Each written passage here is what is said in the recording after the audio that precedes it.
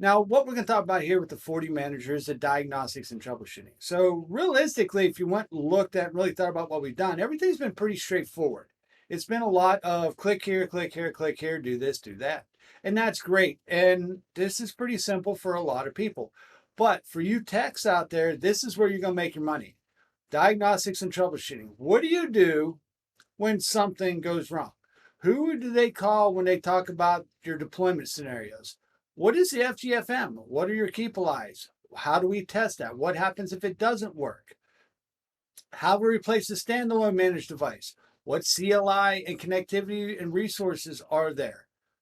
How do we verify our 40 manager database integrity? How do we diagnose and troubleshoot some of our issues? And how do we do things about our import and installation issues? So these are things we're going to talk about. We're going to talk about some different commands. We're going to talk about some different scenarios. But realistically, this is really some of your troubleshooting stuff. Now, this is not a troubleshooting for your particular scenario that you may have on your device right now. Maybe, something I'd say, is related, and that's fine. But what this is going to be is some high level, general things to know, things to troubleshoot, things to think about as get started in your career here with the 40 manager. So let's get started. So 40 manager behind a NAT device. So NAT, network address translation. So this is when your 40 manager is behind a NAT device. So you're hiding your IP for whatever reason. NAT is a common thing. NAT is what we use because at one point, if you guys don't know the history behind that, they thought they were going to run out of all the IPv4 addresses. We were running out very rapidly. So they created with the RFC 1918, they created your 10 dot, your 192.168, and your 172.16 addresses as private. Those don't transverse the public internet. You NAT those to public IP so that you can go across the public internet. Now, that is why IPv6 came out, because there's some inherent issues with v4, and v6 came out. But with the NATing and RFC 1918, we don't see a lot of V6 out there. Now, where I see V6 is a little outside our discussion here, but it is pertinent. And where I see V6 a lot is in your IoT devices, and some of your cloud-based infrastructure also uses some V6. But majority of you watching this video are going to be using V4. This is why you have to understand NAT, kind of mentality behind it, why it's being used, and what we're going to do with it. This allows us to use the same address space in different networks, even though they may have the same IP address, and that provides us the ability of no conflicts. So you have NAT for network address translation, then you have technically what you call PAT for port address translation. Then you have many to one, many, all that type of stuff, right? So if you are behind a NAT, only 40 manager can discover device. So the 40 manager can discover the device, the FortiGate is not. During discovery, NATed IP is not set on the FortiGate. So what they're talking about here is when the 40 manager through the NAT discovers the FortiGate, the NATed IP is not set on the FortiGate. Only the 40 manager tries to reestablish the FGM tunnel if it's torn down. So what they're talking about here is if you're behind a NAT, the 40 manager says, hey, here's the FGFM tunnel. I'm going to try to initiate this tunnel out to the FortiGate device. The FortiGate device does not initiate the tunnel if it is behind a NAT. So configuring that on the 40 manager allows the FortiGate to announce itself on the 40 manager. So think about what I just said. Configuring the NAT on the 40 manager. If you configure it, if it's not behind the NAT device, if you configure the NAT on the 40 manager, the FortiGate announces itself to the 40 manager. So a little difference of behind a NAT device and it is the NAT device, a little bit different. If it is the NAT on the 40 manager, both going to reestablish the FGM and tunnel. So if the NAT is on the 40 manager, it can reestablish a tunnel. If it is behind a NAT device, based upon your network configuration, the FortiGate device cannot reestablish the tunnel. So just kind of a weird little rule there, but there's reasons for it.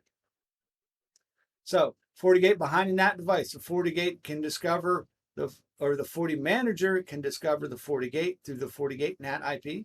So if you have a NATed IP on your 40 gate, your 40 manager can discover the 40 gate through that NAT IP. 40 manager does not attempt to auto establish the FGM and tunnel if it's torn down.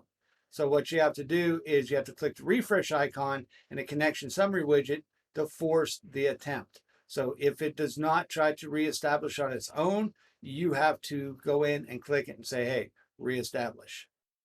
The 40 gate can announce itself to the 40 manager, and only the 40 gate tries to reconnect the tunnel if it's down. So kind of go through those slides real quick and get a mentality. If it's behind a NAT device, it works one way. If it is the NAT device, it works a second way. If the 40 gate is behind a NAT, it works a different way. So you have to understand this because your FGFM tunnel goes down. You may have to go in and manually kickstart it and say, hey, reestablish the tunnel, please. If both devices are behind a NAT, the 40 manager can discover the 40 gate through the 40 gate NAT IP. So you click the refresh icon in the system summary widget, forces the attempt of the reestablishment of the tunnel. If the 40 manager NAT IP is configured on the 40 gate, then the 40 gate can announce itself to the 40 manager. So if on the 40 gate itself, you tell it, hey, here's the IP, here's the NATed IP of the 40 manager, it will announce itself. But again, only the 40 gate in this case reconnects automatically if the connection is torn down. So if it's torn down, the 40 gate's like, hey, I need your help, I need your management, let me know, here I am. Now your keep alives. You configure your keep alives on the 40 manager. So you go and config system, DM, and there you set your FGFM settings, your timeouts and your keep alives. So your timeout 360 seconds, 6 minutes, and your keep alive of 120 seconds, which is 2 minutes.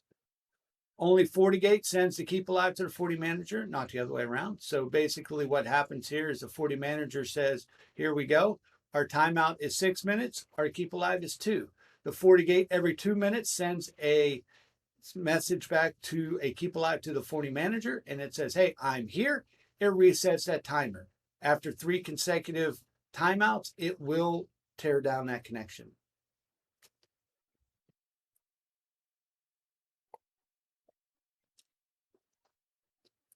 So after it tears down, or if it doesn't tear down connection, when it syncs, what it does is it sends a checksum to confirm sync as part of the keep alive. So what you're talking about here is it looks at all of your data. It calculates a checksum, a hexadecimal number. So for you guys that went, why in the world did I ever learn hex? Here you go. Because if we look here, your hex is 5606 Alpha Echo, Alpha Bravo, Echo Alpha, 1572, so on and so forth. So when you look at this, it is going to send this checksum to make sure that we are in sync. This is how we confirm our sync. So when we confirm our sync, we can go here and do our debug. And with this debug command, we will be able to go in and see and verify that the configs are indeed in sync via the command line. And then also we configure our timeout on our 40 manager. So we look here, 40 manager, 10.0.1.254. This is our socket that is for our FGFM. All right, so different scenarios, whether you're behind a NAT, with a NAT, both behind a NAT, 40 manager behind a NAT, 40 gate behind a NAT, one other, just keep going through those until you get your head wrapped around it, because you have to have that tunnel connectivity established for your configuration pushes. Now remember, this is also why if that tunnel is interrupted, you can make a change on your 40 gate devices itself. And when this tunnel is reestablished, they will see they were out of sync. And then you will get that, there you go, there's that out of sync. Remember we talked, with the modified out of sync errors, that is where that status comes from. This way, if you're out of sync, you can push from the 40 gate up to the 40 manager, sync the configs, and off you go. Or if you're a modified status, you've made changes on the 40 manager that haven't been pushed to 40 gate because the tunnel was down. When the tunnel's reestablished, it will make that push. Hence the statuses that you saw in a previous slide deck. So The recovery logic here, we want to make configure changes to the FortiGate, FortiManager, send set and unset CLI commands. So in the FortiGate world, your commands are typically set and unset.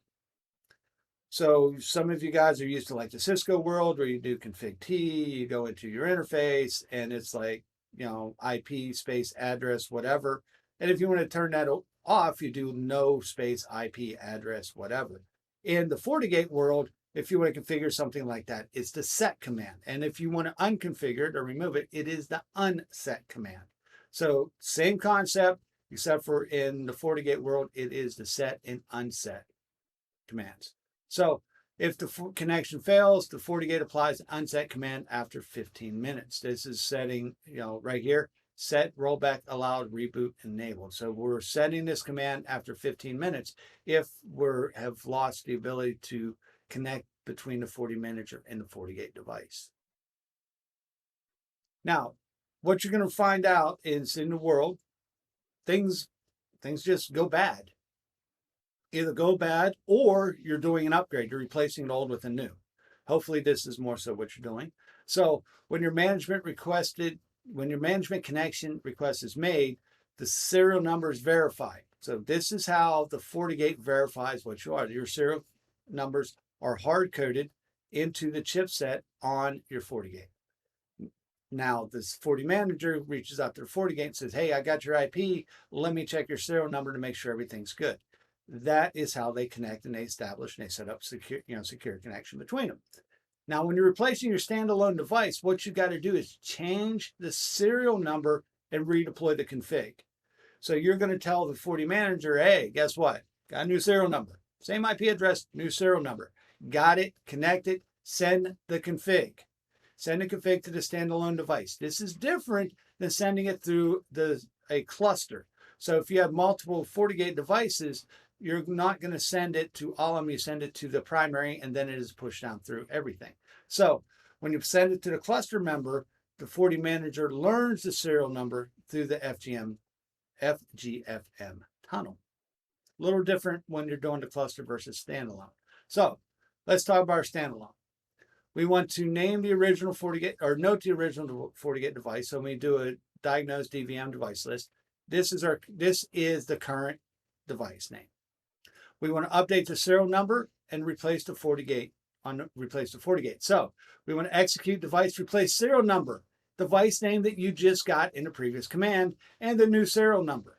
So if your old device name, if you did the diagnosed DVM device list and it said FortiGate 1. So then you will do execute device replace serial number, FortiGate 1, with the new serial number. Verify the FortiGate manager updated the serial number. Do that same command again. Make sure it changed from the old serial number to the new serial number. Send a registration request to the replace FortiGate. Hey, how you doing? Let's register you with the FortiManager. And then we will be able to make the push. If the connectivity is down after updating the serial number, you need to reclaim the management tunnel, basically bounce it. You'll hear that term with VPN tunnels all the time. You bounce the connection. So what happens is on the standalone device, we change the serial number, but the tunnel, for whatever reason, didn't associate that change correctly, for lack of better terms. So you just bounce the tunnel. You bring it down, you reclaim it, it comes back up so that you can make your push. So some of the commands that you're going to use, again, command line, gotta love it. Get system status. This is going to give you your serial number, your firmware version, your ADOM status, your HA status, high availability. Get system performance, some of your overall resource utilization. This is a great command that you need to use. And if you're not using SNMP traps, so like SolarWinds or whatever, to monitor your devices, you're going to do something like this to keep track of the utilization, hopefully in a historical manner, so that you can, try to gauge when you might need a new device. While you're looking at utilization stuff, you might use execute top. So list your top processes. Who's chewing up my memory? Who's chewing up, the processing power? This is common. You want to know who that is so that you can potentially look at, utilization. So that, hey, do I need to upgrade? Do we need more RAM? Do we need more processing power? Are we on a VM and we need to, add more processors on it? Whatever the case may be. Or I've also seen this from a security perspective, because a process that is using way more information, way more power than it's supposed to, I've seen that being something that's been compromised that needed to be looked at from a security perspective, because some type of security incident has happened where they were able to use that process in a way that wasn't supposed to be used. So that I've seen before. So be mindful of that sometimes. Now, take that with a grain of salt. Just because you see a process higher than normal does not mean you have a security incident. Research it. Go out to the FortiGate, documentation and research it. Call their TAC. Get some assistance if you have to. Do not make assumptions. Right? Diagnose, debug crash log. This is a crash log. What happened? What you want to do here is, this is typically, hey, the firewall rebooted last night. Well, why did it reboot? Well, we don't know. Let's go look at a crash log. See what happened. Right? Diagnose sniffer packets. This is your packet capture. This is how the FortiGate uses to capture packets. It's just the same as everybody else. Cisco uses like captures. This is what they call a sniffer packet. You do this over on your different vendors. All of them do it. Checkpoint does it. Palo Alto does it. Juniper does it. All of them have this in some form. But this is the form you're going to use inside of FortiGate devices. Then you have your typical execute ping, testing reachability. Just because ping does not work does not mean something is down. Please understand that. Just because ping doesn't work doesn't mean it's down. There's lots of reasons why ping doesn't work. Now, if ping was working 5 minutes ago and it doesn't work now, yes, now I would say, okay, now we have an issue. But if you can't tell me ping worked 5 minutes ago and it's not working now, I will note that ping doesn't work and it is a concern, but I will not say that it is a network issue until we troubleshoot further. Just have that mindset, because you're going to get on a lot of calls where somebody's going to done a ping and they're going to say, hey, ping's down, network's broken. No,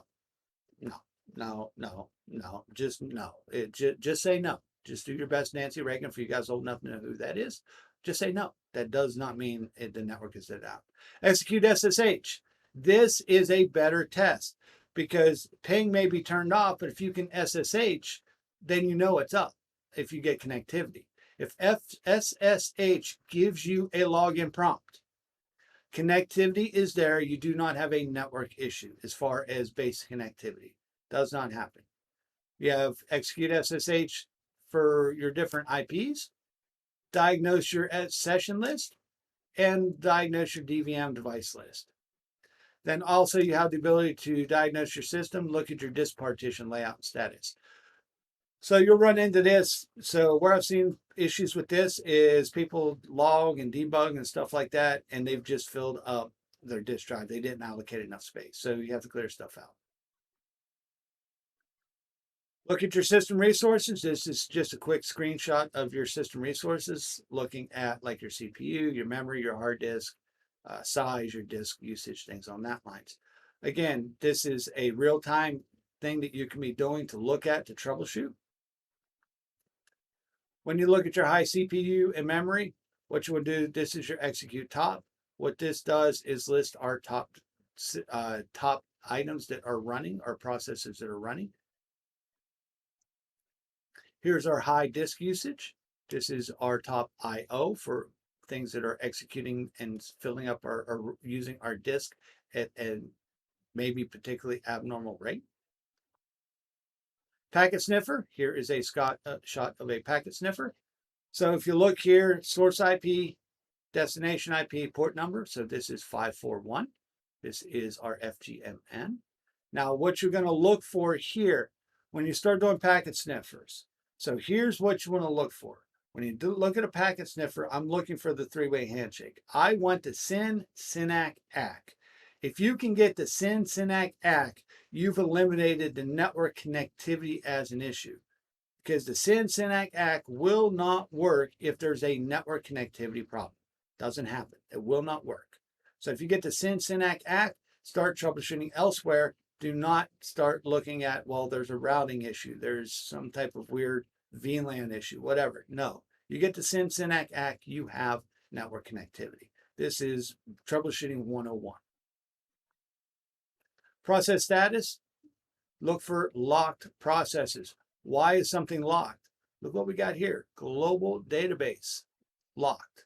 If something here is locked, why is it locked? Remember we talked about admins that were locked something and it doesn't unlock until their login time's out. This is what you could do and check that real quick. Hey, Joe was logged in, it locked on him. We just got to wait till it unlocks. And this is where you would check that, your diagnose DVM lock command. Here's some of your debug commands. Diagnose debug enable, you're enabling it, you're turning it on. We're looking at our timestamps, enabling timestamps on our debug output. So our device level debug, like registering, deleting, refreshing, auto ups, and resync, that there is with your application DM API 255. Then we have our Security Console 255, which does our device database copy process and import policy packages. That's where you would troubleshoot that. And then you have your DEP Manager 255 with some of the registration, including CLI, scripts, retrieves, revision history, and that type of stuff. So this is some of the commands that you can use with that. Don't use this as a whole lot, to be quite honest with you, but I do enable timestamps if I'm doing any debugging. File system integrity, right? So how many times have we seen something shut down and when you bring it back up, not so much. Well, what happens is you get some database corruption in there. So you try to get in and you check your logs for related messages to make sure that your database has not been corrupted because of an improper shutdown. So you'll get in, you'll do a file system check, and what that will do is it'll go in, check and repair the file system and reboot if needed. Some of your best practice stuff, always shut down gracefully, execute a shutdown. Yeah, good luck with that. Typically, there's only two reasons you do a shutdown. One, you've done some type of upgrade, you're done some type of, code upgrade, something, and you do a reboot. Great, awesome, gracefully shut down. Not a problem, works great. The other reason to do a shutdown is the not so gracefully, because everything is hung. Your firewall is basically a brick at that point. So you just got to reach out, pull the plug, pray a little bit, whatever your mentality on that is, and plug it back in. This is where the term plug and pray works. Some of you guys say it's plug and play. No, it's plug and pray. You plug it back in, you pray it works. So even there, follow your proper upgrade path. This is where your graceful shutdowns will come in, but sometimes it just locks and you got to reboot it, right? So some of the things, enable ADOM locking when you do this, log off all admins, integrity checks on your database before your firmware upgrades, and you back up your Forti manager. So backup, that's normal everywhere. If you're going to do any type of major change, if you're going to reboot, you back up. If you're going to do an upgrade, you back up. If you look at it sideways, you back up. If you're going to do any type of major upgrade, major change, you back it up. Maybe you're changing your VPNs, a large number of VPNs, and you back it up because it can't be down for too long. You back everything up as best you can off the Forti manager. Back it up to your local desktop. So some of your troubleshooting, integrity check, verify, and the different parts are connected. Your ADOM memberships, your devices are registered, your lock statuses, duplicate entries. You can do that with your check integrity, not integrity check. You can do your upgrade check, right? So this will perform a check to see if upgrade and repair is necessary. Your check reference integrity to check to see if the upgrade is necessary for a reference table. Your update dev info, update your device info directly by changing the database. Your ADOM integrity check. And then you have your check your policy packages, verifies and checks dynamic mappings. It removes invalid dynamic mappings. So just some built-in things to help you protect you from yourself that you can do in your debugging, get in, do some checks and stuff to make sure that what you're going to do isn't going to affect anything adversely. Multiple provisioning templates. So you can verify which template is assigned to which device. So you can go in and look at the Forti manager, look at the summary, and inside the summary, you're going to see your provisioning templates. And on your provisioning template, you can click, there's a little button that will say click here to assign, so that you can click the template that will apply to your particular FortiGate device. So in there, allows you to execute and look at and show the exact FortiOS CLI that will be installed to the managed device. I can't stress enough, be mindful when you upgrade your FortiOSs. Just like any other vendor, when you upgrade OSs, things change. And they do a great job of doing all kind of, because you have this config, when you upgrade to this OS, it's going to now be this config. They do a great job of it. However, it is impossible for any company in the world to understand and know every single option for every single vendor and customer in the world and every single config that you will ever do. It's not real. So you need to go in and look at what's going on and do some planning on your own. This here will do some of the CLI stuff for you there. Your device database, this displays your entire configuration or your individual object configuration, basically what you're looking for. So you can go there and look and see what you're going to do. Remember we talked about DNS, making sure the DNS was configured. So like this here, config system DNS, primary, secondary. And if we look here, we have primary 208, 91, 112, 53, and the set to secondary is 42222. I'll see a lot of 8888 and 8844 and these two here. There's like 5 public DNSs that companies use. Most places I know you will use an internal DNS as your primary and then an external DNS as your secondary in the event of the domain controller that you are using for your primary DNS goes down. This allows you to have outside access to FortiGate so that you can do some troubleshooting and basic connectivity between your devices. ADOM database, you're going to display your entire database with the policy package and objects. What you do there is you execute your print ADOM database, list everything. You want to look at your firewall policy in a specific ADOM. This is the print ADOM package, FM policy. So you look, database and package are different. Database is the entire database with the policy package and objects. If you want to do just the policy package, you would do just the print ADOM package, not the database. And then you can do individual objects. So you can look at individual objects. So again, this is command line. For the most part, you're not going to do this a whole lot. It's going to be over on the GUI, but if the GUI is unavailable, definitely want to know how to get in and be able to do something. Because if the GUI is unavailable, I can tell you as a friend, you're working with customers, they don't care. GUI is unavailable. You know the command line, right? And you better be able to say yes. Okay, and Google will be your friend because nobody remembers all these off the top of their head, and that's okay. Failed reload. So something you tried to do, tried to reboot, guess what? You tried to reload and it died, right? This is normal. Realistically, what I try to do is if that happens, is you reboot again and plug and pray. Plug it back in, pray it works. So if it doesn't, what happens is you get some type of inconsistent or corrupt configuration.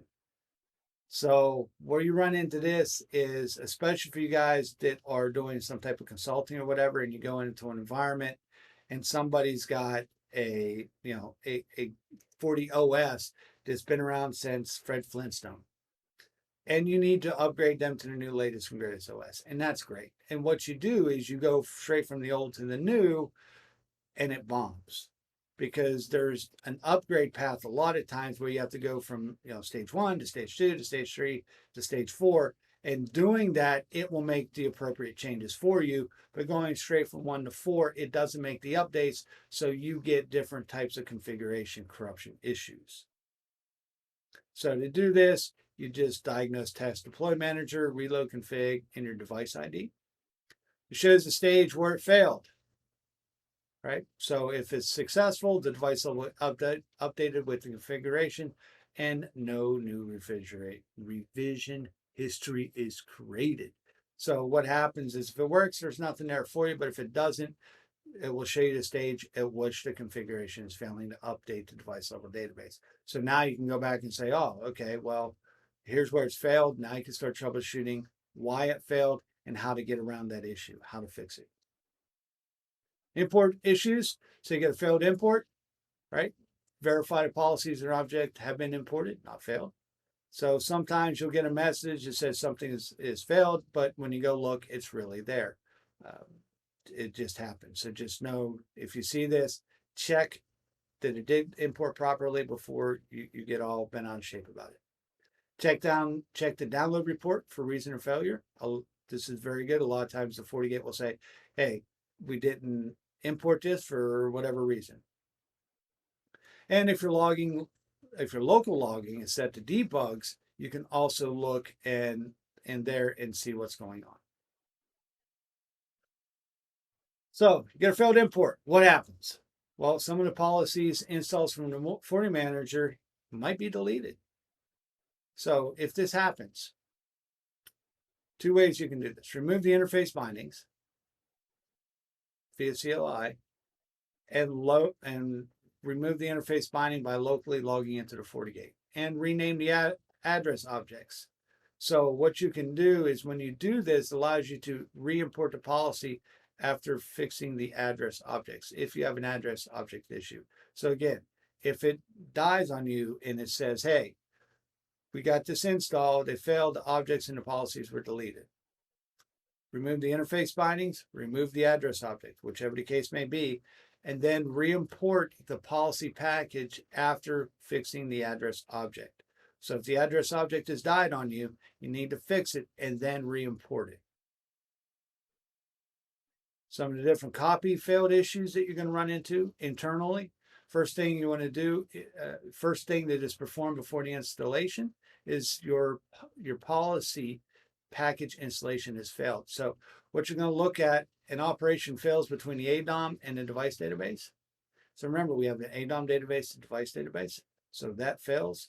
You have, missing an incorrect object dependencies when copied from the ADOM to device database. So this is where things are out of sync. So the ADOM thinks one thing, the device database thinks something else, and you have a conflict. So it's either missing or a dependency. And I see this a lot. The dependencies are wrong. So you have to go in and make these corrections. So when you perform your installation, look at your progress report, and it's going to show you your failed message of what was different.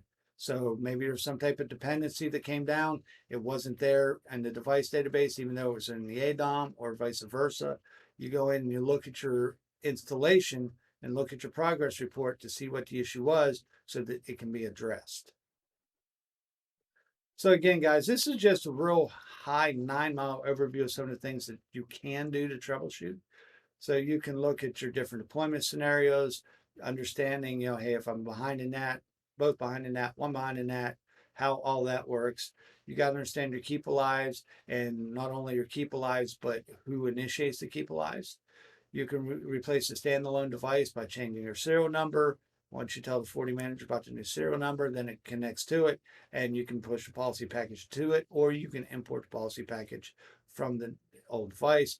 A bunch of the CLI commands, I'd highly recommend you get in and start poking around with them, especially the commands that show your utilization, things like that. Get used to them. You can verify your FortiManager in database integrity, and some of the things to do with your diagnosing and troubleshoot your database issues and related to your import and installation stuff. So you probably want to go back through this a couple times while you're accessing the demo environment and just pull things up and look at it and see what you can see. But thanks for stopping out. Let's get over to the next slide deck.